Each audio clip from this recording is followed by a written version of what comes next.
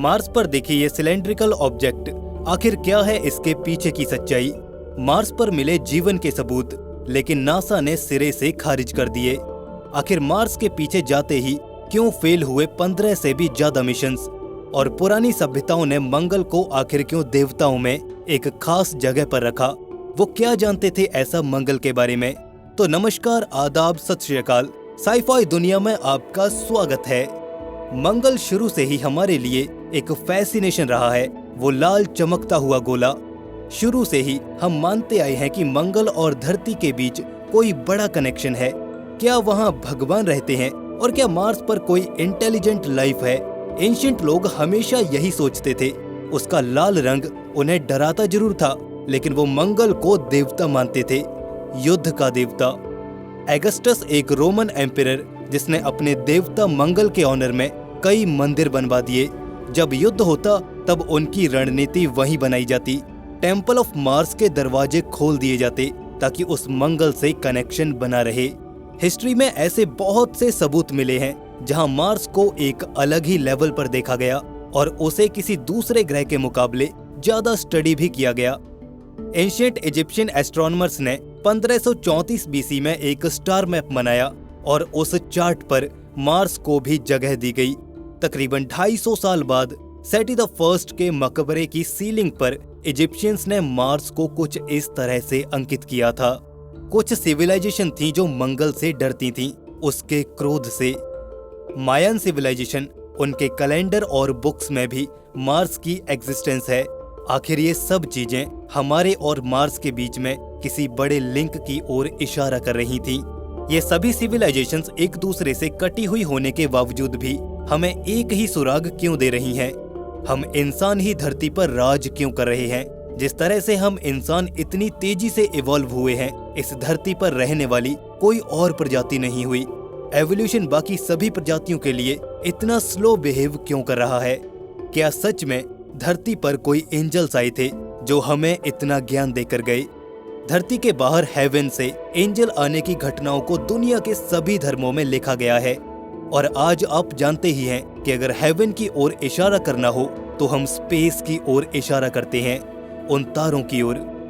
अगर हम हेवन शब्द को रिप्लेस ही कर दें स्पेस से, तो ये पिक्चर क्लियर होने लगती है। क्या वाकई में हमारी क्रिएशन किसी स्पेस ट्रैवल करने वाले ने की थी, या वो हमें किसी तरह की नॉलेज देकर गए थे जिन्हें आज हम गॉड कहते हैं? कितने चांसेस हैं कि वो स्पेस ट्रैवल मंगल वासियों ने किया होगा?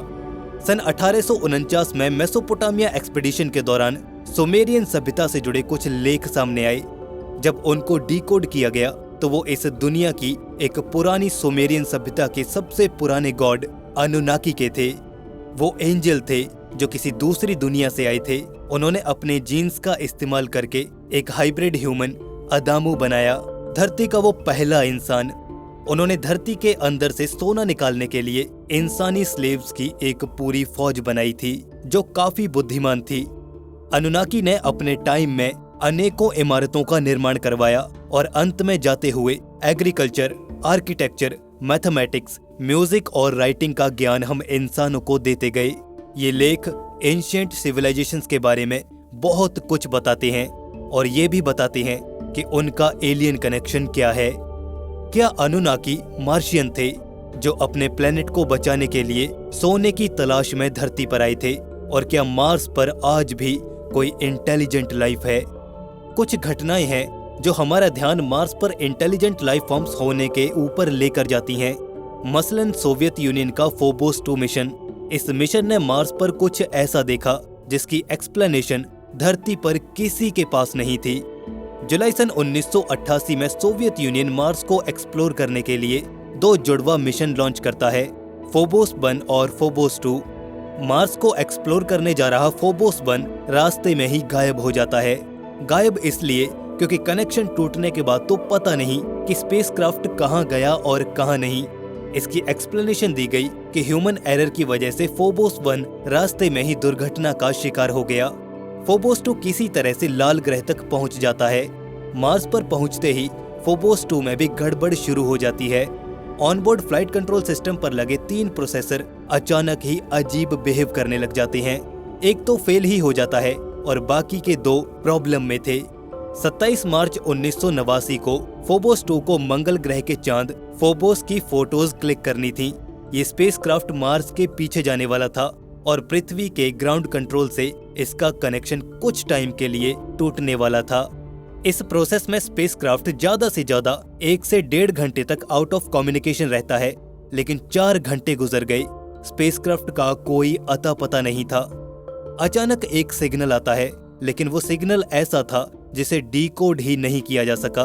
अपने लास्ट मोमेंट में फोबोस 2 ने एक फोटो भेजी जिसमें मार्स की सरफेस पर एक बहुत बड़ी डार्क शैडो दिखाई दे रही थी। ये फोटो स्पेसक्राफ्ट की भेजी हुई आखिरी फोटो थी। ये फोटो उस दौरान ली गई थी जब कोई चीज फोबोस 2 से आकर टकरा गई थी और अचानक ही ये स्पेसक्राफ्ट स्पिन करने लग गया था। अब सवाल ये था कि वो डार्क शैडो आखिर क्या थी। वो शैडो मार्स के चंद्रमा फोबोस और डीमोस में से तो किसी की भी नहीं थी। वो पतला सा एलिप्स जैसा दिखने वाला कोई यूएफओ लग रहा था, एक सिगार के शेप का।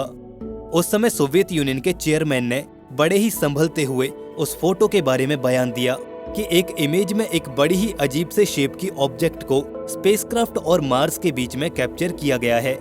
ये बड़ा ही सटीक बयान था स्पेसक्राफ्ट और मार्स की तरफ फोकस रखने के लिए।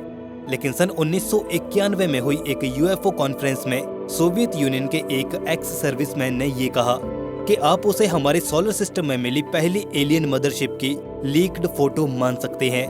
उस लास्ट ट्रांसमिशन के बाद प्रोब रहस्यमय तरीके से गायब हो जाता है और फिर कभी भी उससे कम्युनिकेशन नहीं हो पाता। क्या कोई एनर्जी बीम फोबोस 2 से टकराई थी?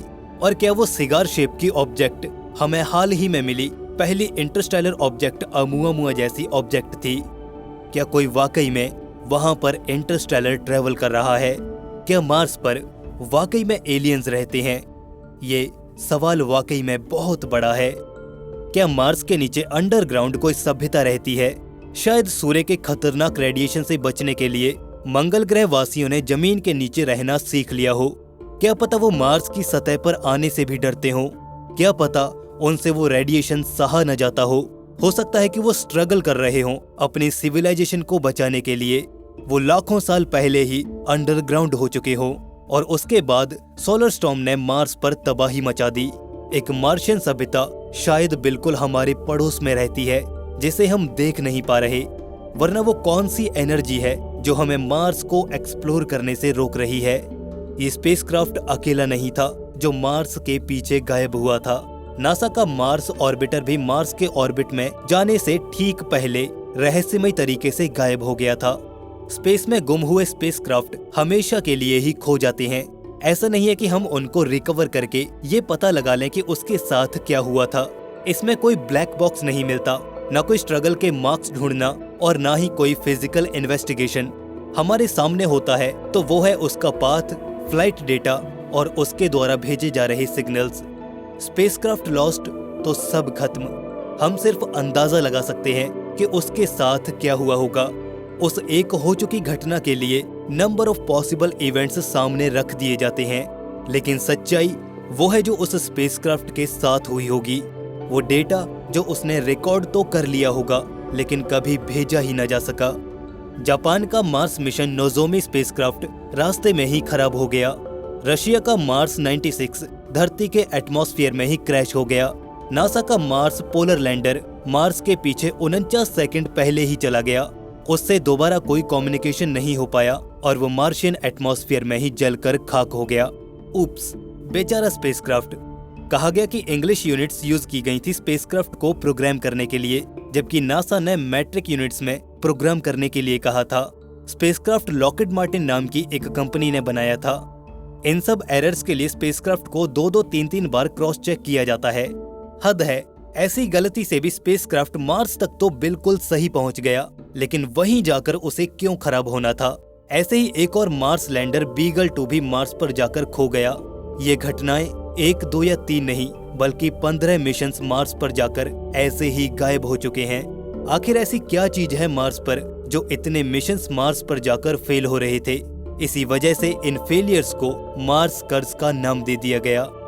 सन 1901 में निकोला टेस्ला ने यह दावा किया कि उन्होंने मंगल ग्रह से रेडियो कम्युनिकेशन सिग्नल को रिसीव किया है, और उनके इस क्लेम को प्रेस ने भी बड़े स्तर पर छापा था। तो क्या टेस्ला सही थे? क्या उन्होंने सच में एक्स्ट्रा टेरेस्ट्रियल एलियन लाइफ से कम्युनिकेट करने की कोशिश की थी? लेकिन इस धरती पर रहने वाले किसी वैज्ञानिक ने उनकी इस बात पर ध्यान तक नहीं दिया। क्या पता मार्शियंस ने मौका मिलने पर कम्युनिकेट करने की कोशिश की हो, जैसे आज हम कर रहे हैं। फेमस ड्रेक इक्वेशन ये कहती है कि हमारी गैलेक्सी में लाखों करोड़ों ऐसे प्लैनेट्स हैं जहां पर सिविलाइजेशंस हो सकती हैं। तो एक सिविलाइजेशन हमारे नजदीक मार्स पर भी तो हो सकती है। कार्ल सीगन और ड्रेक अपने इस आइडिया से काफी एक्साइटेड थे कि इस यूनिवर्स में सिविलाइजेशंस के आपस में कम्युनिकेट करने की क्या पॉसिबिलिटी है। हो सकता है कि वो अपनी प्रोग्रेसिव वैल्यूज, टेक्नोलॉजी और साइंस की वजह से या तो बहुत आगे निकल गई हो या फिर आपस में ही लड़कर बर्बाद हो गई हो। ये तो बात है दूर मौजूद सिविलाइजेशंस की, लेकिन कुछ थ्योरिस्ट ये भी मानते हैं कि मार्स पर कभी इंटेलिजेंट सिविलाइजेशन रहा करती थी, लेकिन ज्यादा उन्नत होना ही उस पर भारी पड़ गया। वो मार्स पर हुए एक भयंकर युद्ध में खत्म हो गई और उनके उस युद्ध के निशान आज भी मार्स पर बड़े बड़े क्रेटर्स और मार्स पर बनी इस वैलिस मैरिनरिस के रूप में मौजूद हैं। वो मार्शियन लड़कर खत्म हो गए और उनके अंश मार्स पर चलने वाले रेतीले तूफान के नीचे दब कर रह गए। क्या पता इन्हीं मार्शियंस में से कोई पीढ़ी अपने आप को आज तक जिंदा रखे हुए है और वो सामने नहीं आना चाहते। सितंबर सन 1975 में नासा के मार्स वाइकिंग मिशन के दौरान सबसे बड़ी रहस्यमय घटना सामने आती है। जीवन की खोज के लिए वाइकिंग्स ने मार्स की सरफेस पर कुछ टेस्ट किए थे, लेकिन उनके रिजल्ट्स काफी कंट्रोवर्शियल थे। मानना यह था कि लिविंग ऑर्गेनिज्म CO2 रिलीज करते हैं, यानी कि कार्बन डाइऑक्साइड, और ये टेस्ट करने के लिए मंगल की मिट्टी के सैंपल्स को 7 दिनों के लिए वाइकिंग की सैंपल ट्यूब में रखा गया था। उसे मॉनिटर किया गया था। 7 दिन बाद सैंपल ट्यूब्स में बबल देखे गए, जो कि मार्स पर लाइफ को नासा की डेफिनेशन के मुताबिक इंडिकेट कर रहे थे।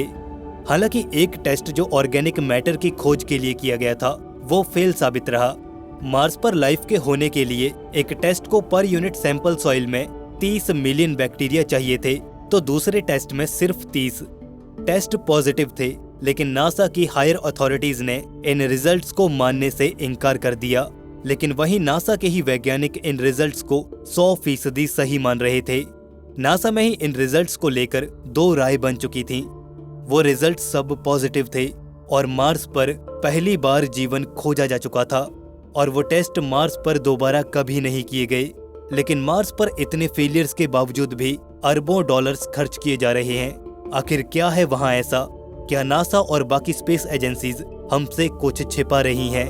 मार्स पर पानी होने, मीथेन होने और ऑर्गेनिक मैटर होने के सबूत सामने आ चुके हैं, लेकिन क्या वहां पर कोई एलियन रेस पनप रही है? ये सवाल फिर भी आम जनता तक ही रह जाता है। कहा जाता है कि नासा कई एलियन एक्सपेडिशंस करता रहता है, जिसकी जानकारी हमेशा सीक्रेट रखी जाती है। तो क्या मार्स के एलियंस को भी हमसे सीक्रेट रखा गया है? इस टॉपिक पर जितने जवाब हमारे पास हैं, उससे कहीं ज्यादा सवालों का पहाड़ हमारे सामने है। वो सारी घटनाएं जो मार्स पर हुई वो एलियंस की पॉसिबिलिटी को हावी करती हैं। फोबोस 2 की वो लास्ट इमेज, उसका रहस्य कभी सामने ही नहीं आया। क्या हमें एलियंस के एंगल से भी मार्स के बारे में सोचना चाहिए? इस पर आपके क्या विचार हैं? हमें कमेंट सेक्शन में जरूर बताएं। अगर आपको ये वीडियो पसंद आया तो वीडियो को लाइक और दोस्तों में शेयर जरूर कर दें और ऐसी ही वीडियोस के लिए साई-फाई दुनिया को अभी सब्सक्राइब कर लें। मिलते हैं ऐसे ही और मजेदार वीडियोस के साथ। तब तक के लिए स्टे क्यूरियस, बी हैप्पी। नमस्कार।